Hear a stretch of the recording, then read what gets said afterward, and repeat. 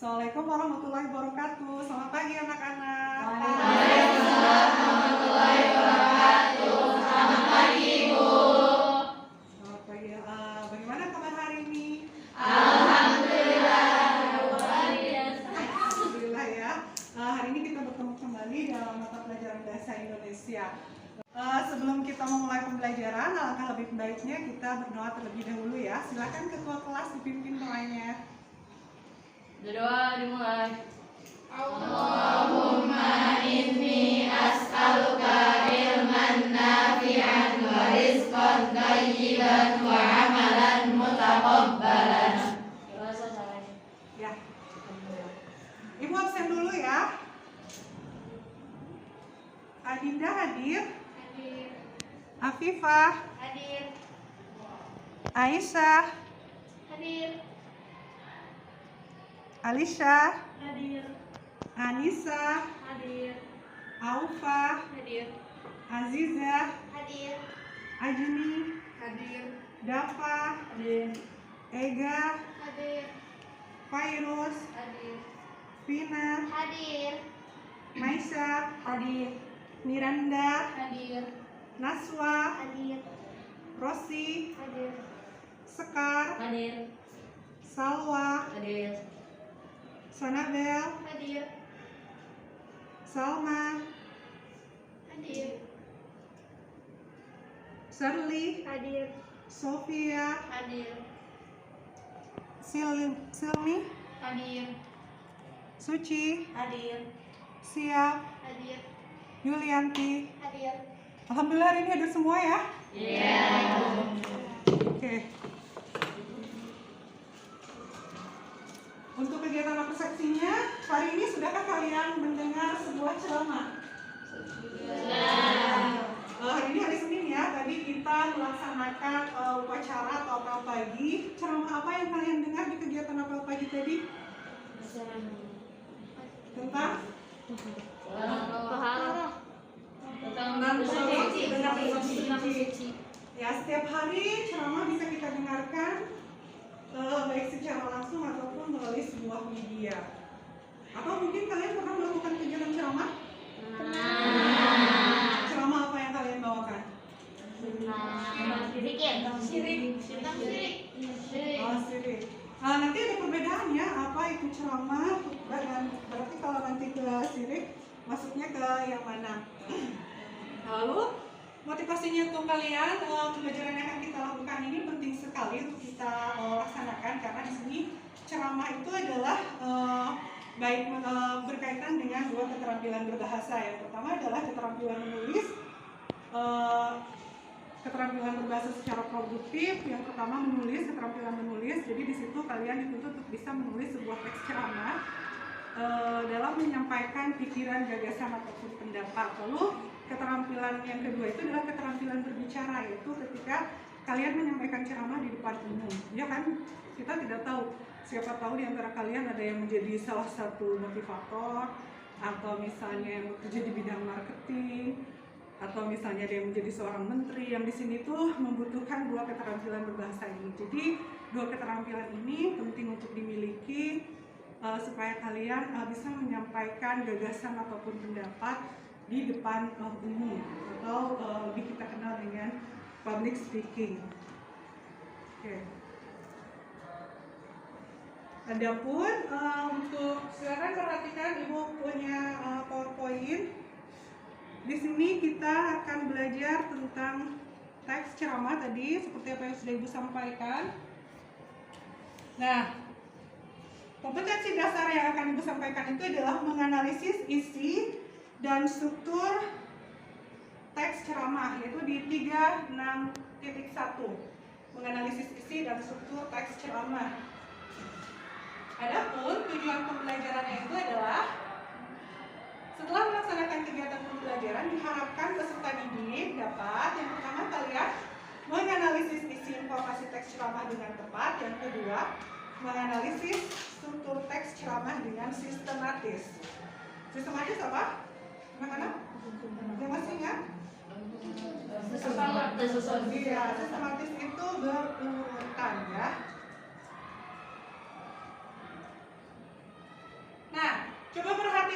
Ibu punya sebuah contoh teks ceramah.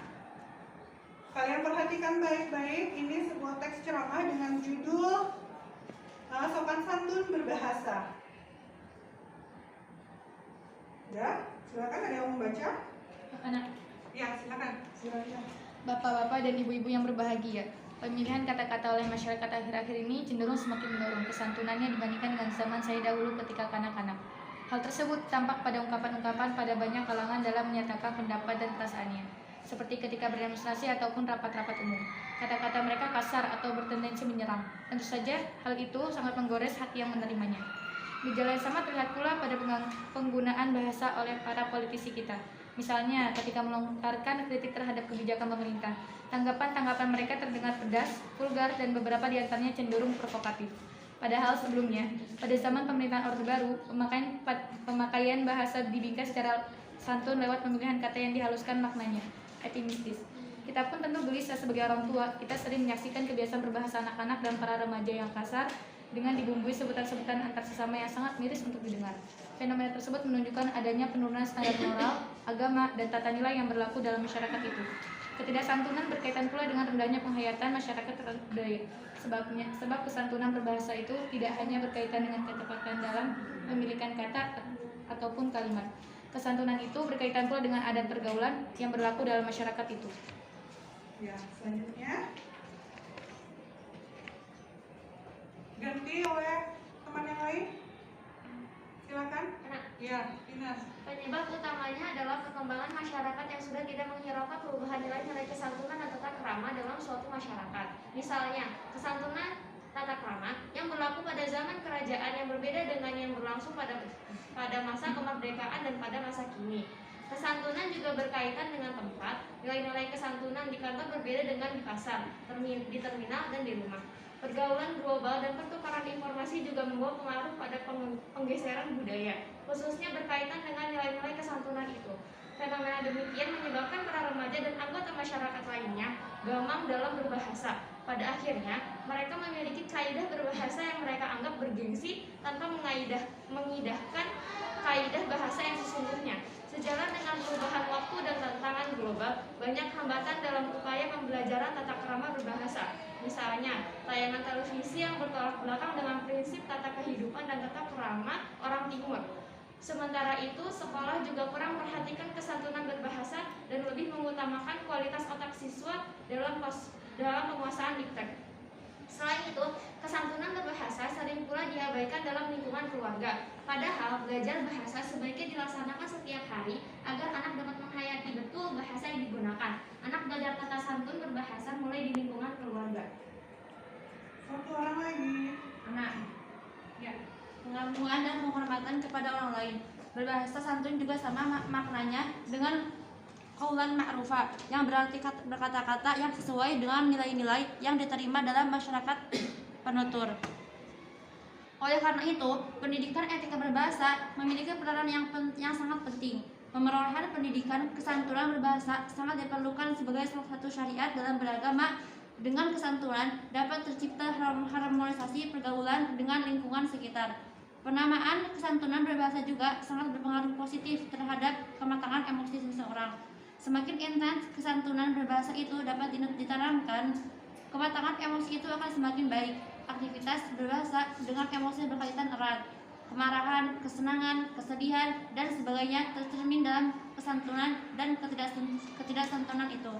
Berbahasa santun seharusnya sudah menjadi suatu tradisi yang dimiliki oleh setiap orang sejak kecil. Anak perlu dibina dan dididik berbahasa santun. Apabila dibiarkan, tidak mustahil rasa kesantunan itu akan hilang sehingga anak itu kemudian menjadi orang yang arogan, kasar, dan kering dari nilai-nilai etika dan agama. Tentu saja kondisi itu tidak diharapkan oleh orang tua dan masyarakat manapun. Iya. Terima kasih kepada yang sudah membacakan. Coba, siapa yang bisa menjelaskan isi dari teks ceramah yang Ibu tayangkan ini, yang sudah kalian baca tadi?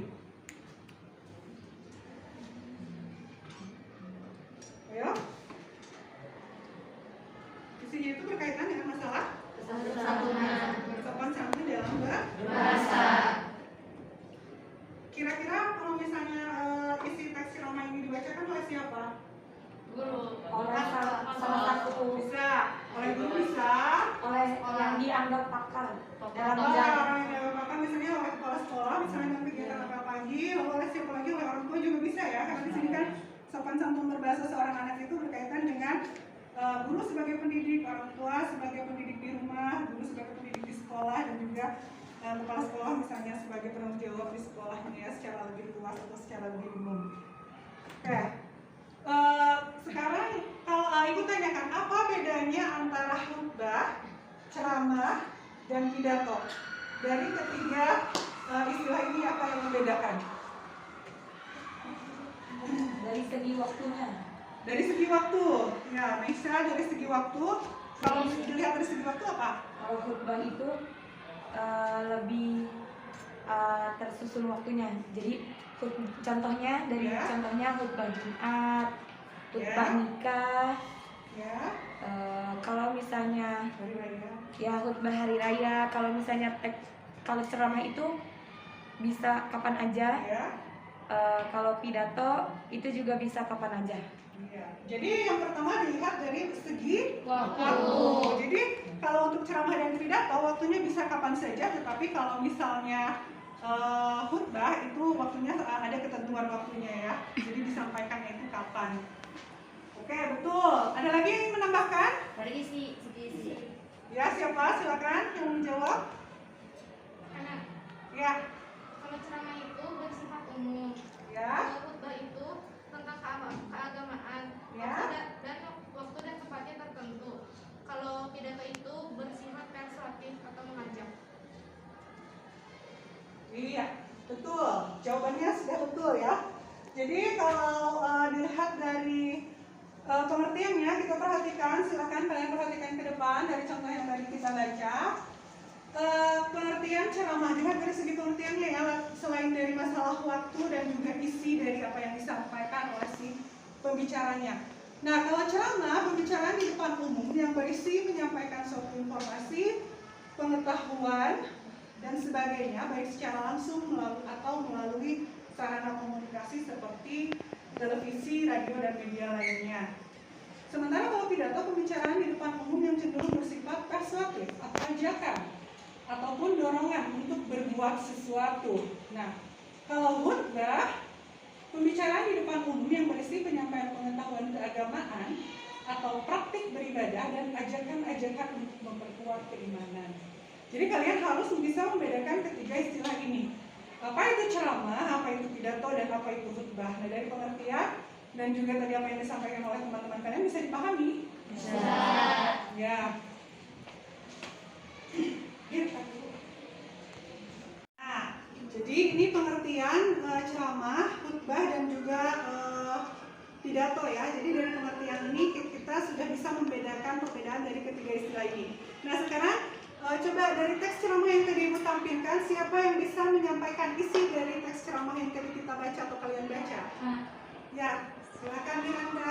Isi teks ceramah tadi mencakup tentang pentingnya kesantunan berbahasa, Ya, dampak buruk kurangnya kesantunan berbahasa, kurangnya Ya. kesantunan anak zaman sekarang, banyaknya orang tua yang kurang memperhatikan kesantunan bahasa anaknya, banyaknya guru yang lebih mementingkan nilai akademik anak murid didiknya dibanding kesantunan berbahasanya. iya, Masya Allah, barakallahu fiik, jawaban yang sangat bagus ya, tepat.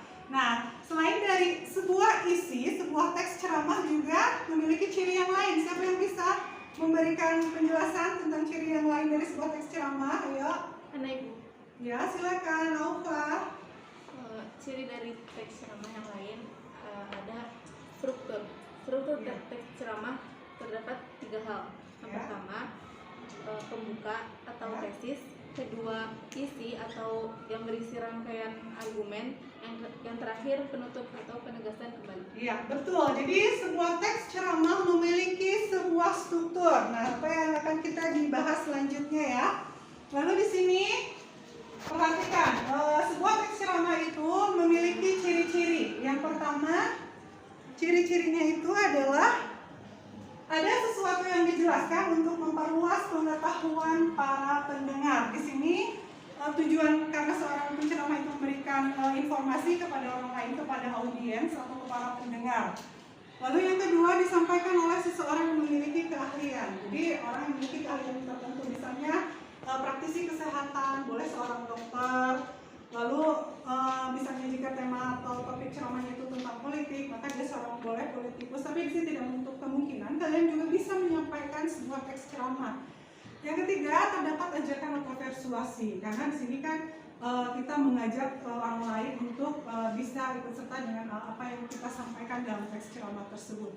Yang keempat, berisi argumen yang menguatkan topik. Jadi ada topik yang kita ambil atau yang kalian tulis, dan di situ ada argumen atau alasan ataupun pendapat yang kalian sampaikan. Lalu yang selanjutnya, memiliki fakta dan data yang memperkuat argumen tersebut. Jadi ketika kita berargumen, ketika kita berbicara, kita itu harus berbicara tentang fakta dan data.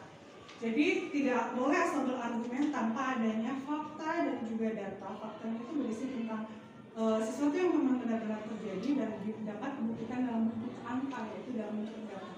Dan yang terakhir, terdapat komunikasi dua arah atau lebih antara pembicara dan pendengar. Nah, ini juga yang menjadi salah satu ciri atau tandanya ya. Jadi yang membedakan antara khutbah, lalu ceramah, dan juga pidato, kalau misalnya pidato dan khutbah itu tidak ada komunikasi atau interaksi di akhir kegiatan. Nah, kalau untuk ceramah ini bisa, jadi ada komunikasi dua arah atau dalam bentuk tanya jawab. Bisa dipahami sampai sini? Bisa. Ada yang ditanyakan? Tidak ada ya? Kalau komentar dalam tanggapan video, kalau daring itu termasuk juga terdapat komunikasi dua arah. Komentar. Nah, kalau komentar beda lagi. Itu kalau komentar itu bukan tapi di sini si penceramah bisa menyampaikan atau memberikan jawaban dari komentar yang disampaikan oleh si audiens tersebut ya. Selanjutnya, nah informasi tadi kalian mendapatkan sebuah informasi kan dari teks ceramah yang kalian baca? Iya. Kira-kira dari ketiga informasi ini, informasi mana yang kalian dapatkan dari teks yang dibaca? Yang berjudul pentingnya sopan santun berbahasa. Bersifat informatif. Jadi sebuah teks ceramah itu memiliki tiga informasi. Yang pertama bersifat informatif. Informatif itu artinya memberitahu. Nah, ditujukan untuk menambahkan pengetahuan pendengar atau audiens. Contohnya di sini itu adalah ceramah tentang peranan para pelajar pada masa perang kemerdekaan. Nah, dulu peran pelajar itu sangat penting sehingga diperingati pada tanggal 28 Oktober yang kita kenal dengan sebutan apa? Iya, Sumpah Pemuda. Lalu yang kedua, contohnya itu adalah posisi Indonesia di kancah internasional. Kemarin Indonesia baru saja memenangkan Piala apa?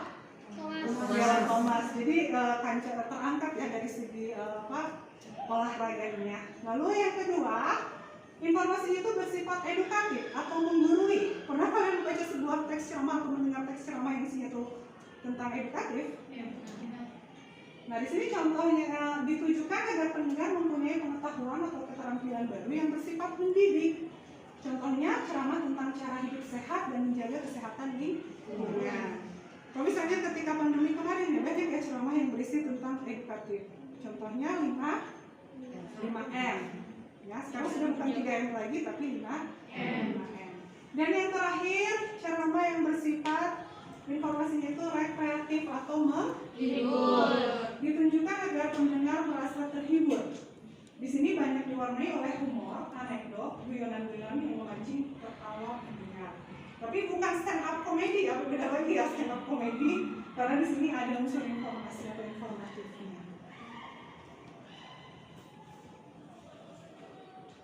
Nah, lalu tadi berkaitan dengan masalah isi ceramah. Isi ceramah itu bermacam-macam ya, tergantung dari topik yang kalian ambil. Kita bisa mengambil tentang topik ekonomi, atau bisa tentang masalah sosial, atau budaya, atau pendidikan, atau kesehatan. Nah, isi sebuah ceramah itu tergantung dari topik yang kalian pilih. Coba siapa yang mau membaca tentang penggalan teks ceramah di sini? Ya, silakan. Kita telah menempel slogan-slogan tentang kebersihan di lingkungan sekolah kita. Misalnya, jagalah kebersihan. Kebersihan adalah sebagian dari iman. bersih itu indah, bersih itu pangkal sehat, dan lain-lain. Akan tetapi, apakah slogan-slogan tersebut sudah menggugah kita untuk menerapkannya? Belum semua warga sekolah tergugah untuk mengamalkannya. Di antara warga sekolah masih ada yang kurang peduli terhadap kebersihan lingkungan sekolah sehingga masih terlihat sampah berserakan. Iya. Nah, di sini kira-kira isi dari penggalan teks ceramah ini tuh tentang apa, teman-teman, anak-anak? Ajakan. Iya, tentang kebersihan sekolah. Di sini isi cuplikan teks tersebut adalah telah ditempelkannya slogan kebersihan dan masih adanya warga sekolah yang kurang peduli terhadap kesehatan sekolah. Jadi termasuk kebersihan termasuk bagian dari kesehatan. Itu isi ceramah. Jadi kalian bisa membedakan isi ceramah? Bisa. Oke, untuk selanjutnya kita masuk ke bagian selanjutnya yaitu tentang struktur. Tadi sudah disebutkan ya oleh Alfa ya. Jadi sebuah struktur ceramah itu terdiri dari 3. Tadi sudah betul jawaban dari teman kalian. Yang pertama ada pendahuluan atau tesis. Di sini tesis berisi tentang isu atau permasalahan yang dibahas, lalu ada permasalahan, lalu ada pandangan umum penulis. Tadi ada di paragraf pertama pendahuluannya. Yang kedua itu ada isi atau rangkaian argumen. Berisi tentang pendapat-pendapat si penulis atau si pembicara, lalu selanjutnya itu adalah berisi tentang fakta. Ingat, pasti ada sebuah fakta. Dan yang terakhir ada penutup atau penegasan, berisi tentang simpulan ataupun rangkuman. Nah, dari ketiga struktur ini ada yang ditanyakan? Ya, silakan. Simpulan sama rangkuman. Nah, kalau simpulan itu adalah kalimat pernyataan akhir dari pernyataan sebelumnya. Kalau rangkuman itu adalah seluruh isi dari apa yang disampaikan. Pertanyaan yang sangat bagus. Terima kasih. Ada lagi? Ini isi yang kedua terdapat di paragraf setelahnya ya, yaitu tentang fenomena tersebut menunjukkan adanya penurunan standar moral, agama, dan nilai. Dan yang terakhir penutupnya itu berisi tentang penegasan. Ada lagi yang ditanyakan? Kalau sudah jelas? Ya, kalau sudah jelas, silakan sekarang kita duduk secara kelompok. Kalian mau memberikan nama kelompoknya apa? Oh ya, karena kita seorang perempuan, bagaimana kalau nama-nama bunga saja ya? Bunga apa saja yang kita ambil? Oh ya, ya, mawar, anggrek, lalu lagi? Ibu tulis ya. Jadi nama kelompoknya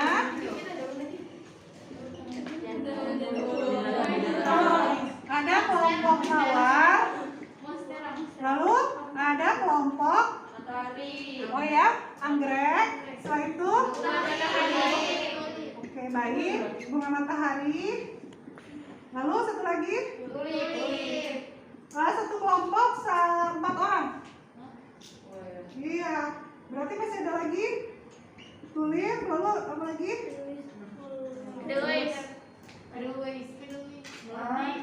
Melati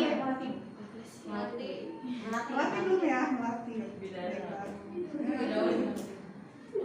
Silakan duduk sesuai dengan kelompok yang sudah kita rencanakan seperti kemarin ya. Bersatu dengan kelompok masing-masing.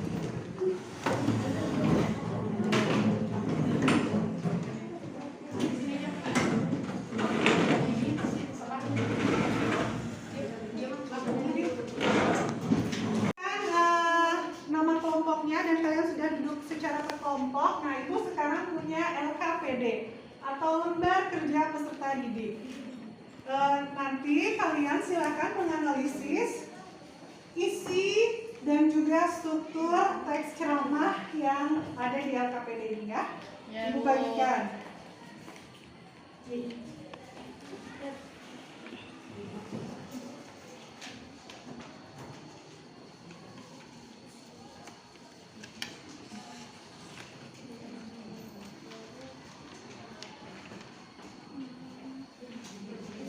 Di situ sudah ada lembar jawabannya, jadi bisa kalian langsung menjawab di lembar jawaban di belakang soal atau di belakang teks. Jadi yang pertama tugasnya bacalah teks di samping dengan seksama.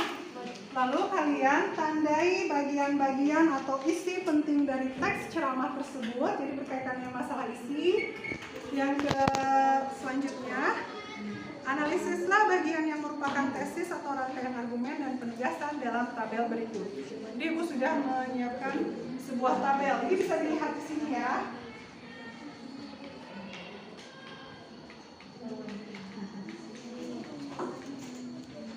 Nah, ini tabel yang harus kalian isi. Lalu ini ada lembar penilaiannya. Jadi yang akan Ibu nilai itu yang pertama peserta didik mengidentifikasi isi dan struktur teks ceramah dengan sangat tepat. Nilainya 4. Yang kedua peserta didik mengidentifikasi isi dan struktur teks ceramah dengan tepat. Itu nilainya 3. Lalu kalau yang nilainya 2 peserta didik mengidentifikasi isi dan struktur teks ceramah dengan kurang tepat, dan klasifikasi yang terakhir peserta didik mengidentifikasi isi dan struktur teks ceramah dengan tidak tepat. Itu ya. Silakan berdiskusi secara kelompok, tentukan nanti setelah berdiskusi di kelompoknya masing-masing, kalian mempresentasikan atau mengkomunikasikan hasil dari analisis yang sudah kalian lakukan. Lalu teman dari kelompok lain itu memberikan tanggapan atau komentar dari analisis dan juga pekerjaan di kelompok yang lain. Jadi kita saling bertukar pendapat ya, teman-teman. Silakan bisa dimulai.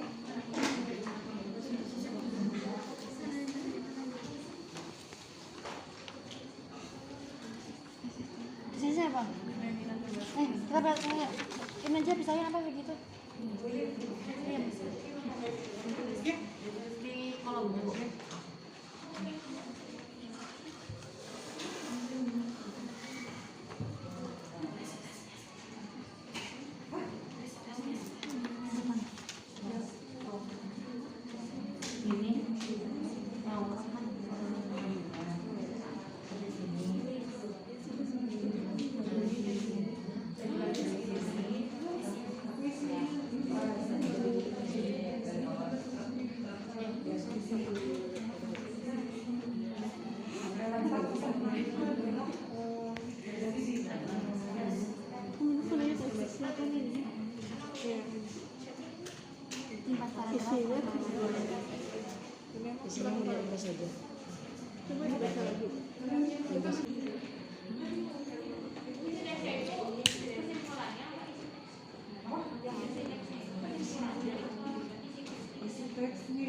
Paragraf setelahnya masih ya?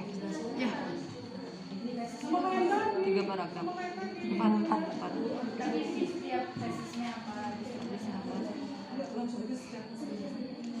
Sama kayak tadi.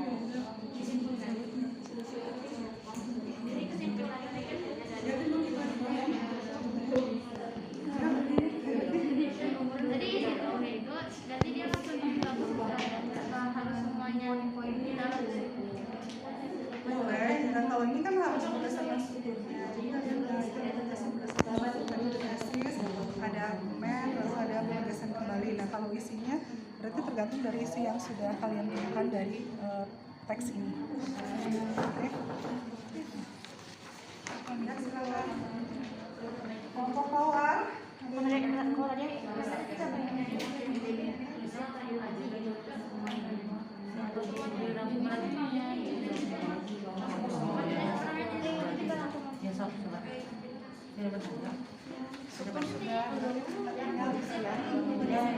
Secara keseluruhan saja.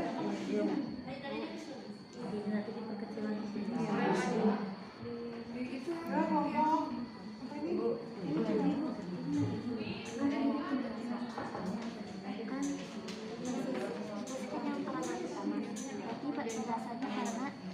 Isinya. Maksudnya penjelasan itu maksudnya gimana? Penjelasan ya, penjelasan dari isi ini. Tadi kan yang kita cari itu ada 2 nih. Yang pertama ada bagian isi, yang kedua ini emang hanya tinggal disebutkan. Kalau penjelasan berarti tentang isinya. Jadi isi dari teks ini tuh menceritakan tentang apa? Secara keseluruhannya saja. Iya. Ibu.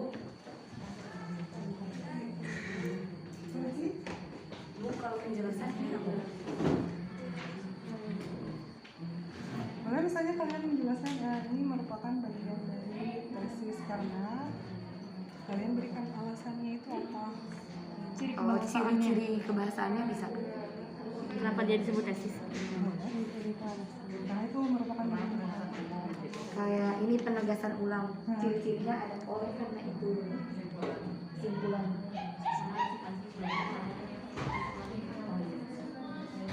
apa misalnya isinya ini kan ditanya kan isi ya. Kalau isi dari secara keseluruhan. Nah, kan udah nih semuanya. Yang ini sama yang ini, pembuka sama isi. Jadi tinggal yang penegasan ulang tuh karena terdapat kesimpulan rangkuman terdapat rangkuman dan kesimpulan dari si teks sebelumnya. Anak-anak, waktu diskusi kalian sudah habis. Sekarang kita akan mengkomunikasikan atau mempresentasikan hasil dari diskusi kelompok masing-masing. Setiap kelompok diwakili oleh 2 orang, baik 1 orang yang maju ke depan, dan kelompok lain akan mengomentari seperti tadi yang sudah disampaikan. Silakan, siapa yang akan mengawali? Dari kelompok anggrek.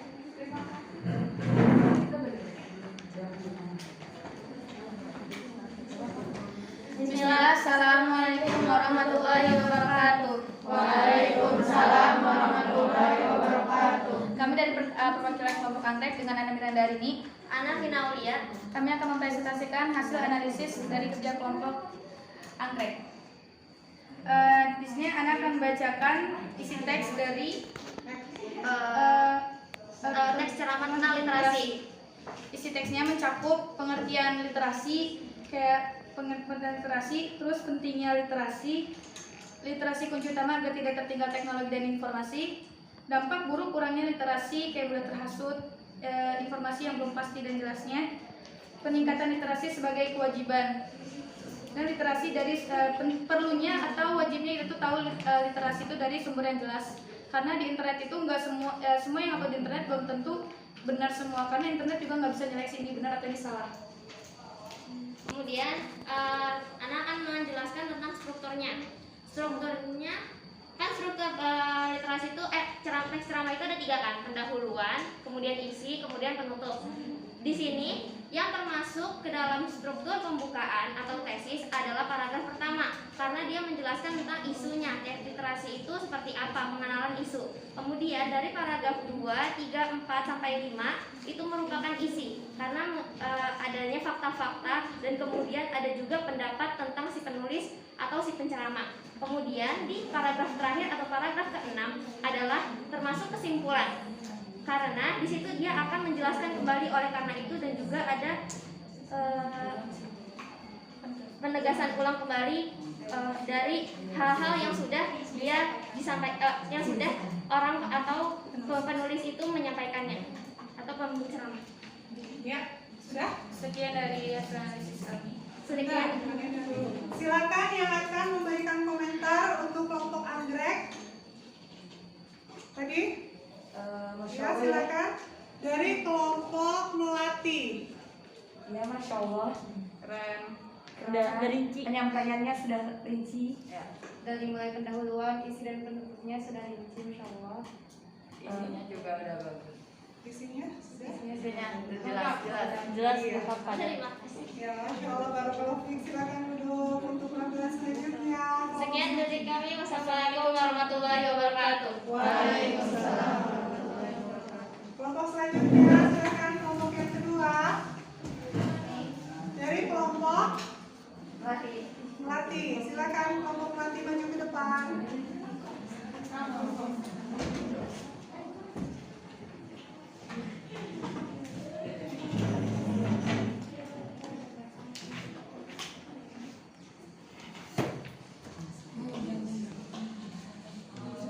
Kalian bisa di sebelah sini gitu.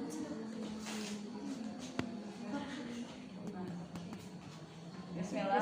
Assalamualaikum warahmatullahi wabarakatuh. Waalaikumsalam warahmatullahi wabarakatuh. Di sini kami perwakilan dari kelompok melati akan menyampaikan hasil dari diskusi mengenai teks ceramah yang sudah kami buat. Yang pertama kan teks cermat itu strukturnya ada 3. Ada tesis, ada rangkaian argumen, dan ada penegasan ulang atau penegasan kembali. Kemudian untuk tesisnya di sini ada dari paragraf pertama, yaitu yang literasi merupakan salah satu modal utama yang harus terus ditingkatkan dalam menghadapi era revolusi 4.0 ini. Apalagi Indonesia sedang dalam keadaan darurat literasi. Hal tersebut dibuktikan melalui penelitian PISA yang menempatkan Indonesia menjadi urutan ke-62 dalam minat membaca.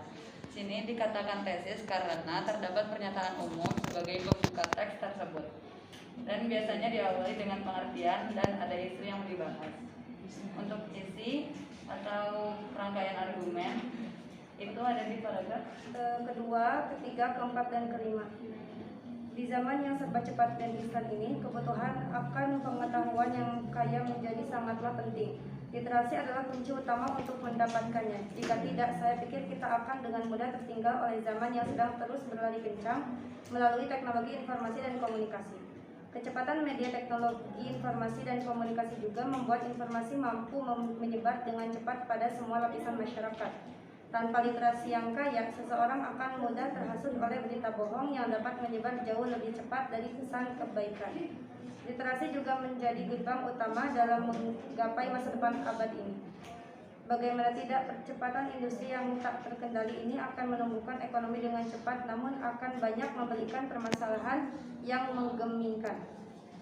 Mengapa demikian? Karena sesuatu yang dikerjakan secepat mungkin akan jauh lebih rawan untuk mendapatkan masalah purna produksi. Maka dari itu, problem solving atau pemecahan masalah adalah salah satu kemampuan yang wajib dimiliki untuk menghadapinya. Dari mana kita mendapatkannya? Lagi-lagi literasi. Untuk penjelasannya, kenapa paragraf yang tadi disebut rangkaian argumen? Karena terdapat argumen-argumen penulis dan fakta yang memperkuat argumen dari si penulis itu. Terakhir, penegasan kembalinya ada di paragraf ke-6 yang berisi oleh karena itu pemahaman akan suatu wawasan dalam teks pengetahuan literasi haruslah terus ditingkatkan. Kita tidak dapat hanya mengandalkan internet untuk mengetahui sesuatu. Wawasan itu untuk dikuasai, bukan untuk diingat, apalagi diketahui melalui satu klik saja. Wawasan semacam itu justru hanya menyesatkan dan tidak dapat memberikan dampak baik bagi perkembangan diri. Dengan alasan di sana terdapat rangkuman dan simpulan dari yang telah disampaikan. Sekian. Ada pertanyaan atau mungkin komentar? Ya, silakan, siapa yang akan mengomentari dari kelompok melatih ini? Kelompok mana? Kelompok anggrek ya, silakan Miranda dan kawan-kawan. Ya bagus. Dari penjelasannya semua udah jelas dan Dilihat dari strukturnya juga udah lengkap dan terperinci. Disebutkan beserta alasan-alasan kenapa bagian itu menjadi tesis dan isi dan penutup. Ya, teman-teman silakan dijawab. Terima kasih atas komentarnya. Mungkin sekian dari kami. Mohon maaf atas Ana sebagai Rosi dan Ana sebagai Dafa. Assalamualaikum warahmatullahi wabarakatuh. Kelompok selanjutnya silakan maju ke depan. Anissa Triksi dan kawan-kawan, siapa? Matahari. Iya, Matahari. Perwakilannya Dinda sama Ibu ya. Sama Ibu ya, silakan.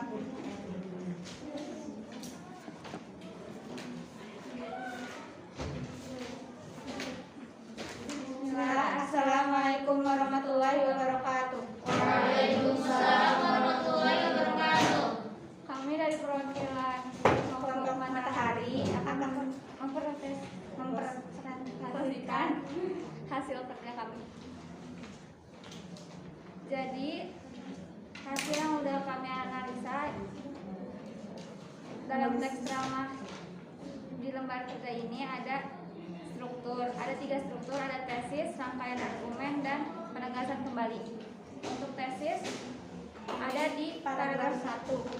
Literasi merupakan salah satu modal utama yang harus terus ditingkatkan dalam menghadapi era revolusi 4.0 ini. apalagi Indonesia sedang dalam keadaan darurat literasi. Hal tersebut dibuktikan melalui penelitian PISA yang menempatkan Indonesia menjadi urutan ke-62 dalam minat membaca. Untuk rangkaian argumen terdapat pada paragraf 2, 3, dan 4. Di zaman yang serba cepat ini, kebutuhan akan mempengaruhi yang kaya menjadi sangatlah penting. Literasi adalah kunci utama untuk mendapatkannya. Jika tidak, saya pikir kita akan dengan mudah tertinggal oleh zaman yang sedang terus berlari kencang melalui teknologi informasi dan komunikasi. Kecepatan media teknologi informasi dan komunikasi juga membuat informasi mampu menyebar dengan cepat pada semua lapisan masyarakat. Tanpa literasi yang kaya, seseorang akan mudah terhasut oleh berita bohong yang dapat menyebar lebih cepat. Struktur terakhir penegasan kembali terhadap ada di paragraf ke-6. Oleh karena itu, pemahaman akan suatu wawasan dalam tes pengetahuan literasi harusnya terus ditingkatkan. Kita tidak dapat hanya mengandalkan internet untuk mengetahui sesuatu. Wawasan itu untuk dikuasai, bukan untuk diingat, apalagi diketahui melalui satu klik saja. Wawasan semacam itu justru hanya menyesatkan dan tidak dapat memberikan dampak baik bagi perkembangan diri. Sekian dari kelompok kami. Assalamualaikum warahmatullahi wabarakatuh. Silakan, siapa yang akan mengomentari penampilan dari kelompok Matahari ini? Ya, silakan. Kayaknya itu yang tentang isi argumennya kurang tepat. Kan tadi katanya isinya itu dari paragraf 2 sampai paragraf 4 kan? 4. Jadi paragraf 5 itu juga termasuk argumen. Ya.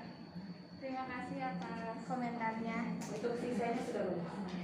Ya, selebihnya sudah cukup bagus ya. Silakan duduk kembali. Terima kasih. Selanjutnya kelompok Mawar.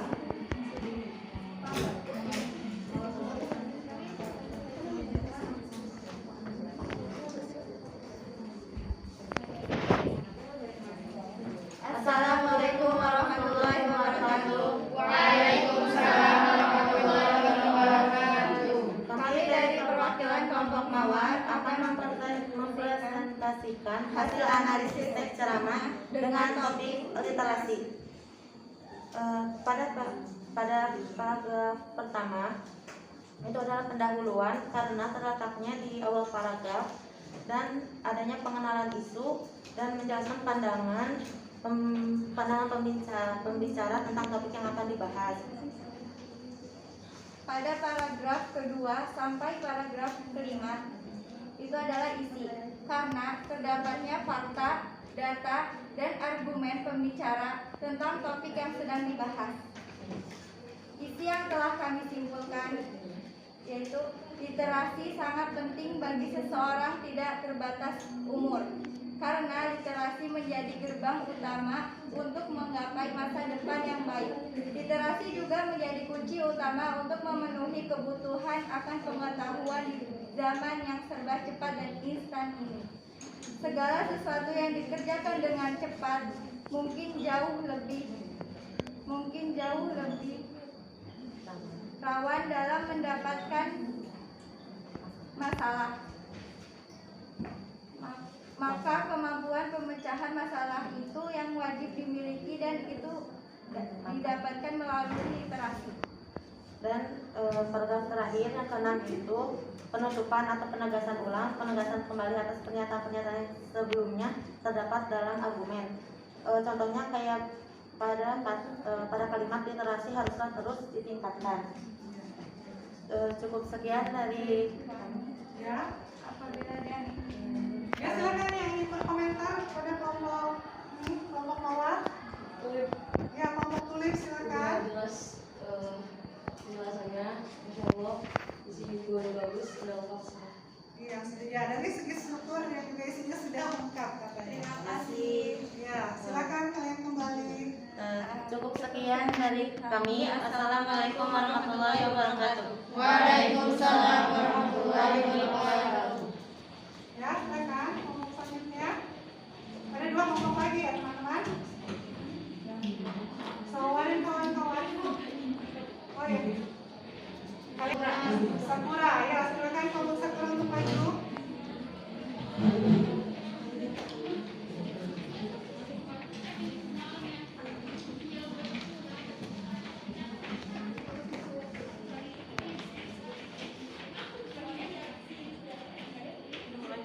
Bismillah. Assalamualaikum warahmatullahi wabarakatuh. Waalaikumsalam warahmatullahi wabarakatuh. Kami perwakilan dari kelompok Sakura ingin menganalisis tentang teks ceramah tentang pentingnya memperkaya literasi. Saya Sanapi Maulida dengan teman saya Aziza. Teks ceramah itu terdapat 3 struktur, yaitu tesis, rangkaian argumen, dan yang terakhir penegasan kembali. Silakan Aziza jelaskan. Jadi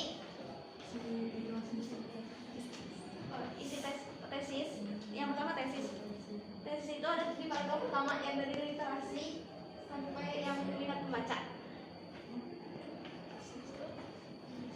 Tesis itu berupa pengenalan isu, masalah ataupun pandangan pembicara tentang topik yang akan dibahas. Yang kedua rangkaian argumen atau isi. Itu terdapat di paragraf 2, 3, 4, sampai 5. Terus itu tuh rangkaian argumen itu isinya berupa rangkaian argumen pembicara berkaitan dengan pendahuluan atau tesis. Terus yang terakhir ada penegasan kembali. Penegasan kembali yang di paragraf ke-6 itu berupa simpulan atau rangkuman.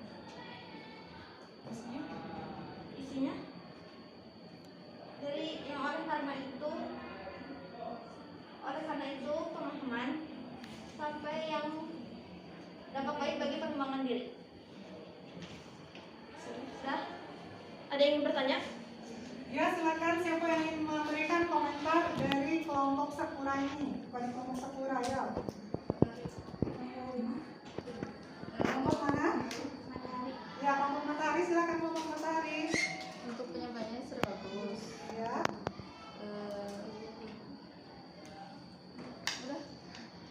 Jadi melihat dari segi isi dan juga struktur penyampaiannya sudah sangat bagus. Ya, silakan. Sekian dari kami. Wassalamualaikum warahmatullahi wabarakatuh. Tersisa 1 kelompok lagi ya, kelompok Tulip, silakan maju ke depan untuk menyampaikan hasil dari diskusi.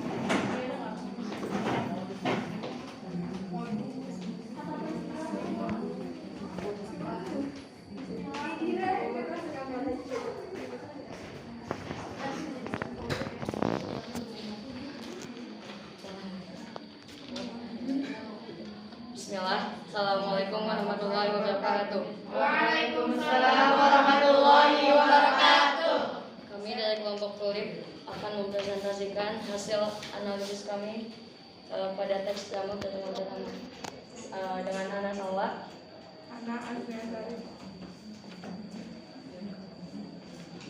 Dalam teks ceramah strukturnya dibagi menjadi 3, yaitu pertama ada tesis atau pendahuluan, kedua ada rangkaian argumen atau isi, yang ketiga ada penegasan kembali atau penutup.